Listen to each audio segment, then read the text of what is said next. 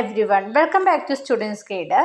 ഇപ്പോൾ നമ്മൾ കേരളത്തെക്കുറിച്ചിട്ടുള്ള അടിസ്ഥാന വിവരങ്ങളും കേരളത്തിലെ ഭൂമിശാസ്ത്രപരമായ കാര്യങ്ങളെക്കുറിച്ചുമാണ് പഠിച്ചുകൊണ്ടിരിക്കുന്നത്. അതായത് കേരളത്തിൻ്റെ ഭൂമിശാസ്ത്രത്തെക്കുറിച്ചാണ് പഠിക്കുന്നത്.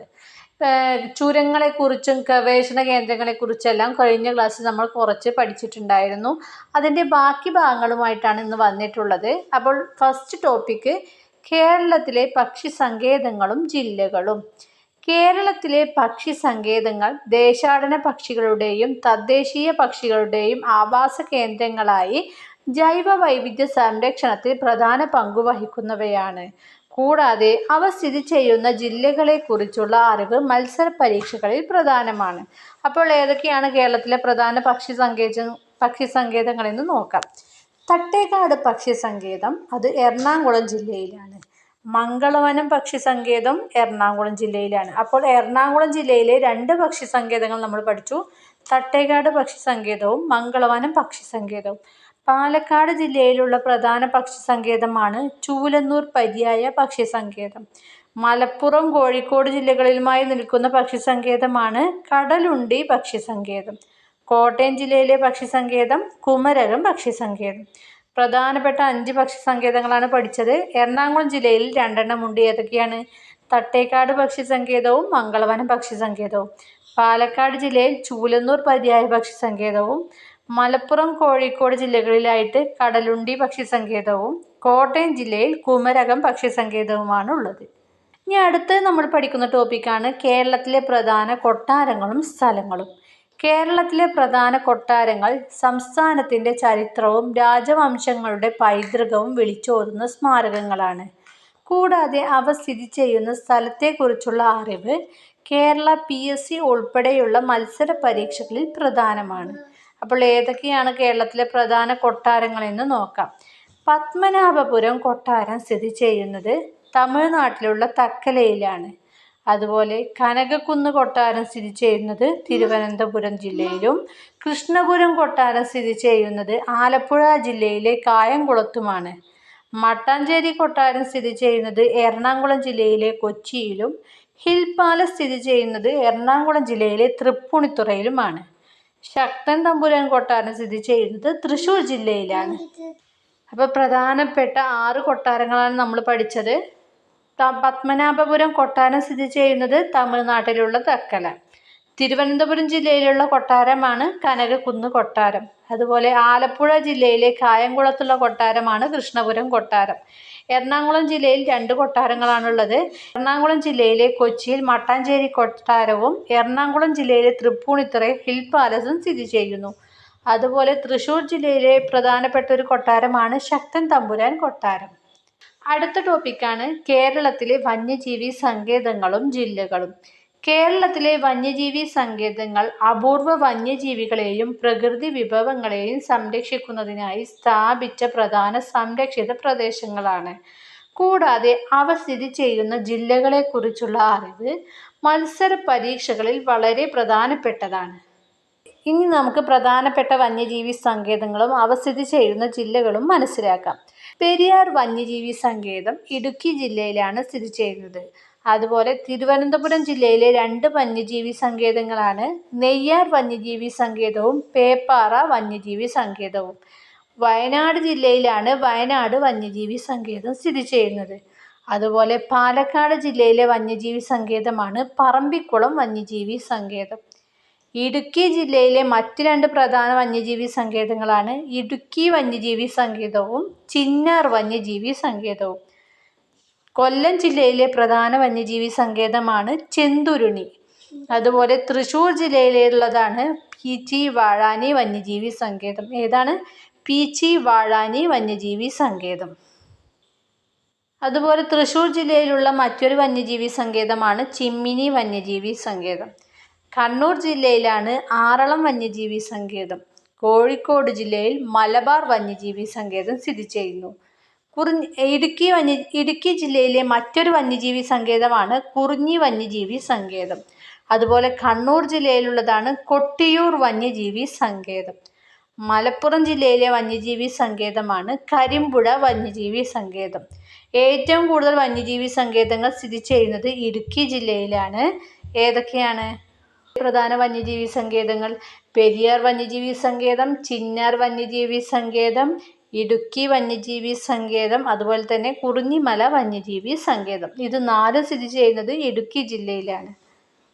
ഇനി നമ്മൾ പഠിക്കാൻ പോകുന്ന ടോപ്പിക്കാണ് കേരളത്തിലെ പ്രധാന ബീച്ചുകളും ജില്ലകളും. കേരളത്തിലെ പ്രധാന ബീച്ചുകൾ പ്രകൃതി സൗന്ദര്യവും വിനോദസഞ്ചാര പ്രാധാന്യവും കൊണ്ട് പ്രശസ്തമായ തീരദേശ പ്രദേശങ്ങളാണ്. കൂടാതെ അവ സ്ഥിതി ചെയ്യുന്ന ജില്ലകളെക്കുറിച്ചുള്ള അറിവ് കേരള PSC ഉൾപ്പെടെയുള്ള മത്സര പരീക്ഷകളിൽ പ്രധാനമാണ്. അപ്പോൾ ഏതൊക്കെയാണ് കേരളത്തിലെ പ്രധാന ബീച്ചുകൾ എന്ന് നോക്കാം.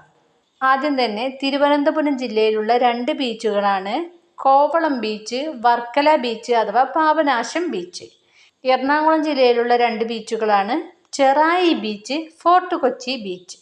ആലപ്പുഴ ജില്ലയിലുള്ളവയാണ് Alappuzha beach, Marari beach, Thumboli beach.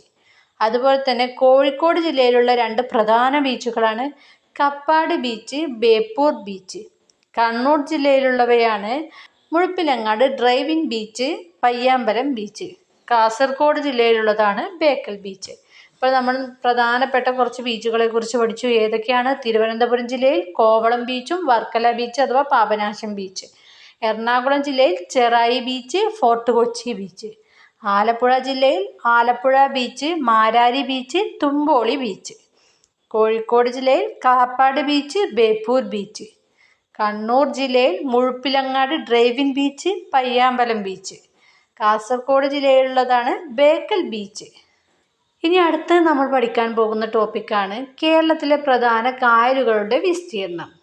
കേരളത്തിലെ പ്രധാന കായലുകളുടെ വിസ്തീർണം അവയുടെ പരിസ്ഥിതി, മത്സ്യസമ്പത്ത്, ജലഗതാഗതം, വിനോദസഞ്ചാര പ്രാധാന്യം എന്നിവയെ നിർണ്ണയിക്കുന്ന പ്രധാന ഘടകമാണ്.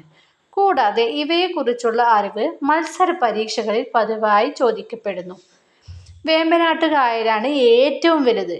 അതിൻ്റെ വിസ്തീർണം എന്നത് 2033 ചതുരശ്ര കിലോമീറ്റർ. അടുത്തത് അഷ്ടമുടിക്കായൽ. വലുപ്പത്തിൽ 2ാം സ്ഥാനത്തുള്ളതാണ് അഷ്ടമുടിക്കായൽ. അതിൻ്റെ വിസ്തീർണം എന്നത് 61.4 ചതുരശ്ര കിലോമീറ്റർ. മൂന്നാമത്തേത് കായംകുളം കായൽ. അതിൻ്റെ വിസ്തീർണം 59.12 ചതുരശ്ര കിലോമീറ്റർ. അതുപോലെ ഏറ്റവും വലിയ ശുദ്ധജല തടാകമാണ് ശാസ്താംകോട്ട തടാകം. അതിൻ്റെ വിസ്തീർണം 3.73 ചതുരശ്ര കിലോമീറ്റർ. അതുപോലെ ഏറ്റവും ചെറിയ ശുദ്ധജല തടാകമാണ് പൂക്കോട്ട് തടാകം. അതിൻ്റെ വിസ്തീർണം 0.085 ചതുരശ്ര കിലോമീറ്റർ. ഈ കായലുകളുടെ വിസ്തീർണത്തെക്കുറിച്ചും അവയുടെ സ്ഥാനങ്ങൾ, അതായത് ഏറ്റവും വലുത്, ചെറുത്, ഇത് മിക്ക PSC പരീക്ഷകളിലും വരുന്ന ഒരു പ്രധാനപ്പെട്ട ക്വസ്റ്റ്യനാണ്. അതിൻ്റെ വിസ്തീർണം എന്നതിനെ കുറിച്ചിട്ടുള്ള കണക്കൊക്കെ അത് LDC എന്ന ലെവലില്ല, LGS ഇല്ല. മിക്ക എക്സാമുകൾക്കും ഈ ക്വസ്റ്റ്യൻ വരാറുണ്ട്. അപ്പോൾ നമുക്ക് ഒന്നുകൂടി പോയിന്റുകൾ നോക്കാം. ഏറ്റവും വലിയ കായൽ വേമ്പനാട്ട് കായൽ. അതിൻ്റെ വിസ്തീർണം 2033 ചതുരശ്ര കിലോമീറ്റർ. രണ്ടാമത്തേത് അഷ്ടമുടിക്കായൽ 61.4 ചതുരശ്ര കിലോമീറ്റർ. മൂന്നാമത്തേത് കായംകുളം കായൽ 59.12 ചതുരശ്ര കിലോമീറ്റർ. ഏറ്റവും വലിയ ശുദ്ധജല തടാകം ശാസ്താംകോട്ട തടാകം. അതിൻ്റെ വിസ്തീർണം 3.73 ചതുരശ്ര കിലോമീറ്റർ. ഏറ്റവും ചെറിയ ശുദ്ധജല തടാകം പൂക്കോട്ട് തടാകം. അതിൻ്റെ വിസ്തീർണം 0.085 ചതുരശ്ര കിലോമീറ്റർ. നമ്മൾ പഠിക്കാൻ പോകുന്ന ടോപ്പിക്കാണ് കേരളത്തിലെ പ്രധാന മലനിരകളും കൊടുമുടികളും. കേരളത്തിലെ പ്രധാന മലനിരകളും കൊടുമുടികളും സംസ്ഥാനത്തിൻ്റെ ഭൂപ്രകൃതിയുടെയും ജൈവ വൈവിധ്യത്തിൻ്റെയും കാലാവസ്ഥയുടെയും പ്രധാന ഘടകങ്ങളാണ്. കൂടാതെ ഇവയെക്കുറിച്ചുള്ള അറിവ് കേരള PSC ഉൾപ്പെടെയുള്ള മത്സര പരീക്ഷകളിൽ ഏറെ പ്രാധാന്യം അർഹിക്കുന്നു. അപ്പോൾ ഏതൊക്കെയാണ് കേരളത്തിലെ പ്രധാന മലനിരകളും കൊടുമുടികളെന്നും നോക്കാം. കേരളത്തിലെ ഏറ്റവും ഉയർന്ന കൊടുമുടി ആനമുടിയാണ്. അത് ഇടുക്കി ജില്ലയിലാണ് സ്ഥിതി ചെയ്യുന്നത്. അതുപോലെ ഇടുക്കി ജില്ലയിലുള്ള മറ്റൊരു കൊടുമുടിയാണ് മീശപ്പുലിമല. തിരുവനന്തപുരം ജില്ലയിലുള്ള ഒരു കൊടുമുടിയാണ് അഗസ്ത്യകൂടം. അതുപോലെ ചെമ്പ്ര പീക്ക് സ്ഥിതി ചെയ്യുന്നതും ബാണാസുര ഹിൽ സ്ഥിതി ചെയ്യുന്നതും വയനാട് ജില്ലയിലാണ്. പത്തനംതിട്ട ജില്ലയിലുള്ള ഒരു മലയാണ് ശബരിമല. അതുപോലെ എറണാകുളം ജില്ലയിലുള്ളതാണ് മലയാറ്റൂർ മല. അതുപോലെ ഏഴിമല സ്ഥിതി ചെയ്യുന്നത് കണ്ണൂർ ജില്ലയിലാണ്. കേരളത്തിലെ വിമാനത്താവളങ്ങളും തുറമുഖങ്ങളും എന്നുള്ള ടോപ്പിക്കാണ് ഇനി നമ്മൾ പഠിക്കാൻ പോകുന്നത്. കേരളത്തിലെ വിമാനത്താവളങ്ങളും തുറമുഖങ്ങളും സംസ്ഥാനത്തിൻ്റെ ഗതാഗത, വ്യാപാര, വിനോദസഞ്ചാര മേഖലകളുടെ വളർച്ചയിൽ നിർണായക പങ്കുവഹിക്കുന്ന അടിസ്ഥാന സൗകര്യങ്ങളാണ്. കൂടാതെ അവയുടെ സ്ഥാനങ്ങളും പ്രത്യേകതകളും സംബന്ധിച്ച അറിവ് മത്സര പരീക്ഷകളിൽ പ്രധാനമാണ്. അപ്പോൾ ഏതൊക്കെയാണ് കേരളത്തിലെ പ്രധാന വിമാനത്താവളങ്ങളും തുറമുഖങ്ങളും എന്ന് നോക്കാം.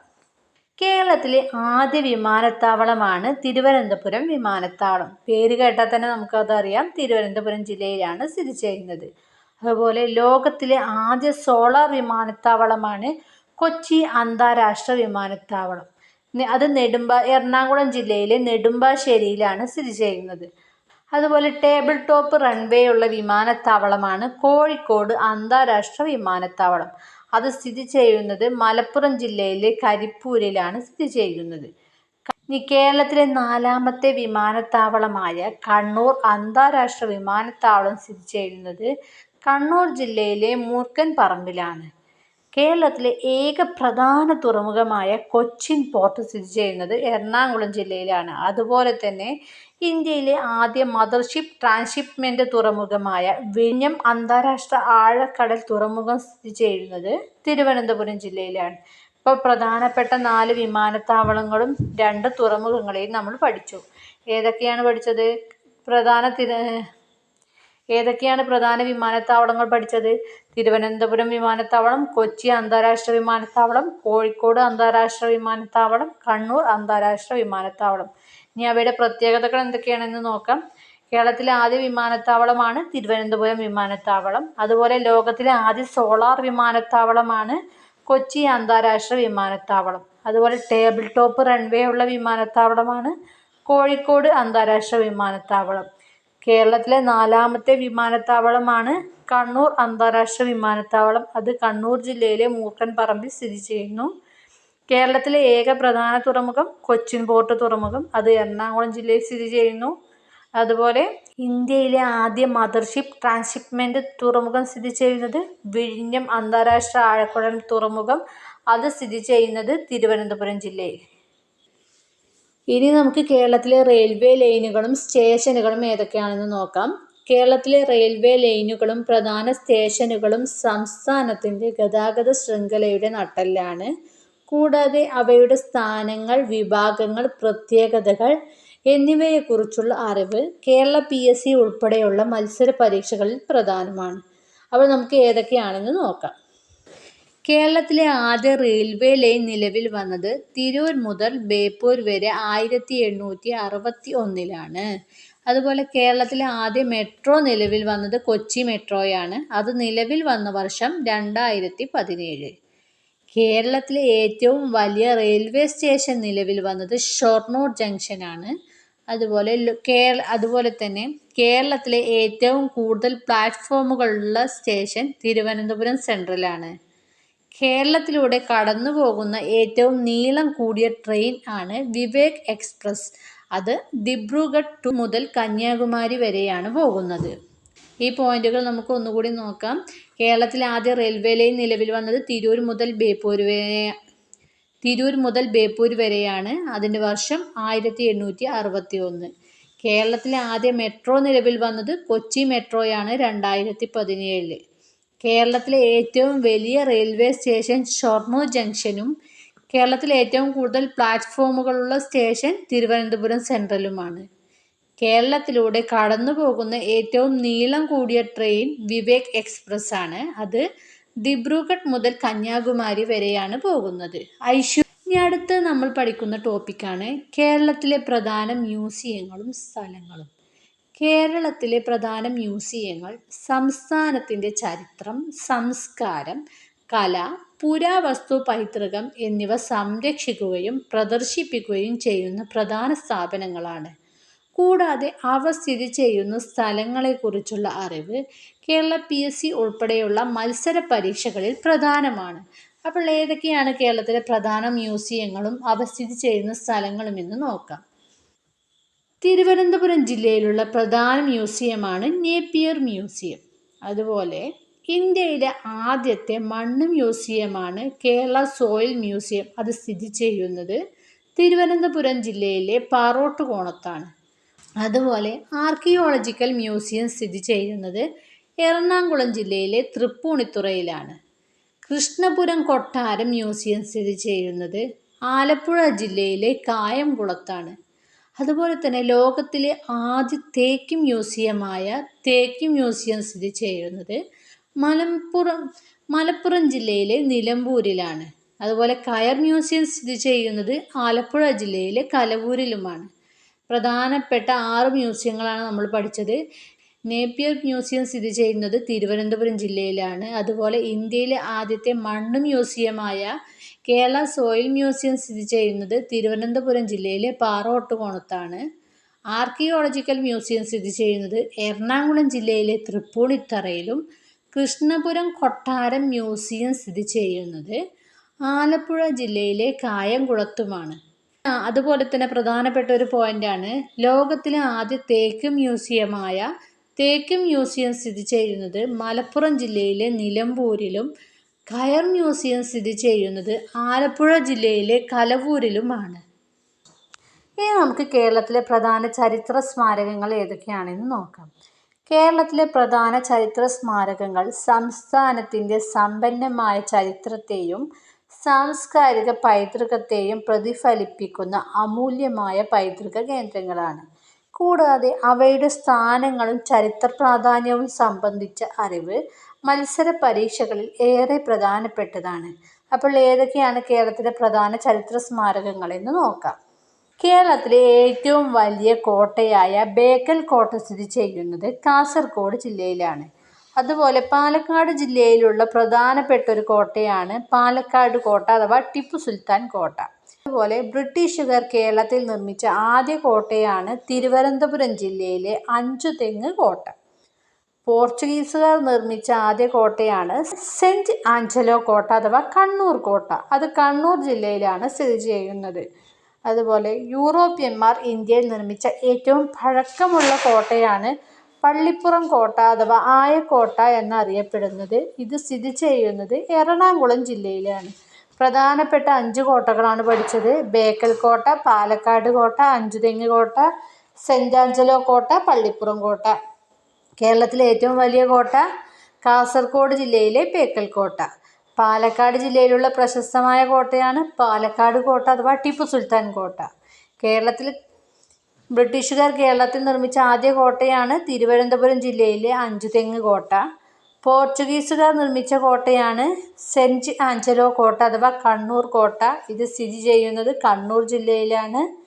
യൂറോപ്യന്മാർ ഇന്ത്യയിൽ നിർമ്മിച്ച ഏറ്റവും പഴക്കമുള്ള കോട്ടയാണ് പള്ളിപ്പുറം കോട്ട അഥവാ ആയക്കോട്ട. ഇത് എറണാകുളം ജില്ലയിലാണ് സ്ഥിതി ചെയ്യുന്നത്. അടുത്തത് നമ്മൾ പഠിക്കാൻ പോകുന്ന പ്രധാനപ്പെട്ട ഒരു ടോപ്പിക്കാണ് കേരളത്തിലെ പ്രധാന ഫോക്ലോർ അഥവാ അനുഷ്ഠാന കലകളും അത് സ്ഥിതി ചെയ്യുന്ന ജില്ലകളും. കേരളത്തിലെ പ്രധാന ഫോക്ലോർ കലകളും അനുഷ്ഠാന കലകളും ജനകീയ വിശ്വാസങ്ങൾ, ആചാരങ്ങൾ, പാരമ്പര്യങ്ങൾ എന്നിവയുടെ ഭാഗമായി രൂപം കൊണ്ട സവിശേഷ കലാരൂപങ്ങളാണ്. കൂടാതെ അവ പ്രചാരത്തിലുള്ള ജില്ലകളെക്കുറിച്ചുള്ള അറിവ് കേരള PSC ഉൾപ്പെടെയുള്ള മത്സര പരീക്ഷകളിൽ പ്രധാനമാണ്. അപ്പോൾ ഏതൊക്കെയാണ് പ്രധാന അനുഷ്ഠാന കലകളെന്ന് നോക്കാം. തെയ്യം പ്രചാരത്തിലുള്ള ജില്ലകളാണ് കണ്ണൂർ ജില്ലയും കാസർഗോഡ് ജില്ലയും. അതുപോലെ പടയണി പ്രചാരത്തിലുള്ള ജില്ലയാണ് പത്തനംതിട്ട ജില്ല. മുടിയേറ്റ് എറണാകുളം, ഇടുക്കി എന്നീ ജില്ലകളിലും മാർഗംകളി കോട്ടയം ജില്ലയിലുമാണ് പ്രചാരത്തിലുള്ളത്. ചവിട്ടുനാടകം എറണാകുളം, ആലപ്പുഴ ജില്ലകളിലും അർജുന നൃത്തം ആലപ്പുഴ, കോട്ടയം ജില്ലകളിലുമാണ്. അപ്പോൾ നമ്മൾ പഠിച്ച പ്രധാനപ്പെട്ട അനുഷ്ഠാന കലകൾ ഏതൊക്കെയാണ്? തെയ്യം, പടയണി, മുടിയേറ്റ്, മാർഗംകളി, ചവിട്ടുനാടകം, അർജുന നൃത്തം, ഗരുഡൻ തൂക്കം. തെയ്യം കണ്ണൂർ, കാസർഗോഡ് ജില്ലകളിലും പടയണി പത്തനംതിട്ട ജില്ലയിലുമാണ് പ്രചാരത്തിലുള്ളത്. അതുപോലെ മുടിയേറ്റ് എറണാകുളം, ഇടുക്കി ജില്ലയിലും മാർഗംകളി കോട്ടയം ജില്ലയിലുമാണ് കൂടുതൽ പ്രചാരണത്തിലുള്ളത്. ചവിട്ടുനാടകം എറണാകുളം, ആലപ്പുഴ ജില്ലകളിലും അതുപോലെ അർജുന നൃത്തവും ഗരുഡൻ തൂക്കവും കോട്ടയം, ആലപ്പുഴ ജില്ലകളിലാണ് പ്രധാനമായിട്ടും പ്രചാരത്തിലുള്ളത്. ഇതൊക്കെ വളരെ ഇമ്പോർട്ടൻ്റ് ആണ്. കാരണം ഒരു മാർക്ക് എന്നത് PSCയെ സംബന്ധിച്ച് വളരെ ഇമ്പോർട്ടൻ്റ് ആണ്. ഒരു നെഗറ്റീവ് മാർക്കിനായിരിക്കും നമ്മൾ എത്രയോ റാങ്കിന് താഴേക്ക് വരിക. ഇന്നത്തെ ക്ലാസ്സിൽ നമ്മൾ ലാസ്റ്റ് പഠിക്കാൻ പോകുന്ന ഒരു പോയിന്റാണ് കേരളത്തിലെ പ്രധാന GI ടാഗ് അഥവാ ജിയോഗ്രഫിക്കൽ ഇൻഡിക്കേഷൻ ഉൽപ്പന്നങ്ങൾ. കേരളത്തിലെ പ്രധാന GI ടാഗ് ഉൽപ്പന്നങ്ങൾ അവയുടെ പ്രത്യേക ഭൂമിശാസ്ത്രപരമായ ഉത്ഭവസ്ഥാനം, ഗുണമേന്മ, പാരമ്പര്യം എന്നിവയ്ക്ക് അംഗീകാരമായി രജിസ്റ്റർ ചെയ്തവയാണ്. കൂടാതെ ഇവയെക്കുറിച്ചുള്ള അറിവ് കേരള PSC ഉൾപ്പെടെയുള്ള മത്സര പരീക്ഷകളിൽ പ്രധാനമാണ്.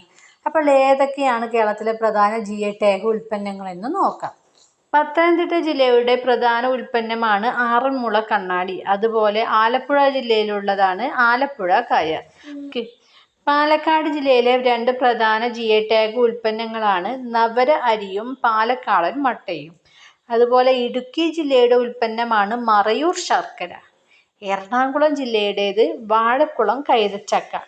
ചെങ്ങാലിക്കോടൻ നേന്ത്രപ്പഴം തൃശ്ശൂർ ജില്ലയുടെ ഉൽപ്പന്നമാണ്. അതുപോലെ നിലമ്പൂർ തേക്ക് മലപ്പുറം ജില്ലയുടെയും എറണാകുളം ആലപ്പുഴ ജില്ലകളുടെ ഉൽപ്പന്നമാണ് പൊക്കാളി അരി. ഏതൊക്കെ പ്രധാന GI ടാഗ് ഉൽപ്പന്നങ്ങളാണ് നമ്മളിപ്പോൾ പഠിച്ചത്? ആറന്മുള കണ്ണാടി, ആലപ്പുഴ കയർ, നവര അരി, പാലക്കാടൻ മട്ട, മറയൂർ ശർക്കര, വാഴക്കുളം കൈതച്ചക്ക, ചെങ്ങാലിക്കോടൻ നേന്ത്രപ്പഴം, നിലമ്പൂർ തേക്ക്, പൊക്കാളി അരി. ആറന്മുള കണ്ണാടി പത്തനംതിട്ട ജില്ലയുടെയും ആലപ്പുഴ കയർ ആലപ്പുഴ ജില്ലയുടെ GI ഉൽപ്പന്നവുമാണ്. പാലക്കാടൻ ജില്ലയുടെ 2 GI ടാഗ് ഉൽപ്പന്നങ്ങളാണ് നവര അരിയും പാലക്കാടൻ മട്ടയും. അതുപോലെ ഇടുക്കി ജില്ലയുടേതാണ് മറയൂർ ശർക്കര. എറണാകുളം ജില്ലയുടെ ഉൽപ്പന്നമാണ് വാഴക്കുളം കൈതച്ചക്ക. അതുപോലെ തൃശ്ശൂർ ജില്ലയുടെ ഉൽപ്പന്നമാണ് ചെങ്ങാലിക്കോടൻ നേന്ത്രപ്പഴം. മലപ്പുറം ജില്ലയുടെ പ്രധാന GI ടാഗ് ഉൽപ്പന്നമാണ് നിലമ്പൂർ തേക്ക്. അതുപോലെ എറണാകുളം ആലപ്പുഴ ജില്ലയിലെ പ്രധാന GI ടാഗ് ഉൽപ്പന്നമാണ് പൊക്കാളി അരി. കുറച്ച് ഭാഗങ്ങളും കൂടി ഇനി ക്ലാസ് എടുക്കാനുണ്ട്. ആ ഭാഗങ്ങളുമായി നമുക്ക് അടുത്ത ക്ലാസ്സിൽ വീണ്ടും വരാം. അതിനു മുന്നേ നമ്മുടെ ക്ലാസ് നിങ്ങൾക്ക് ഇഷ്ടപ്പെട്ടിട്ടുണ്ടെങ്കിൽ ലൈക്ക് ചെയ്യുക, ഷെയർ ചെയ്യുക, സബ്സ്ക്രൈബ് ചെയ്യുക. അപ്പോൾ അടുത്ത ഭാഗങ്ങളുമായി നമുക്ക് അടുത്ത ക്ലാസ്സിൽ വീണ്ടും വരാം. അതുവരേക്കും ബൈ.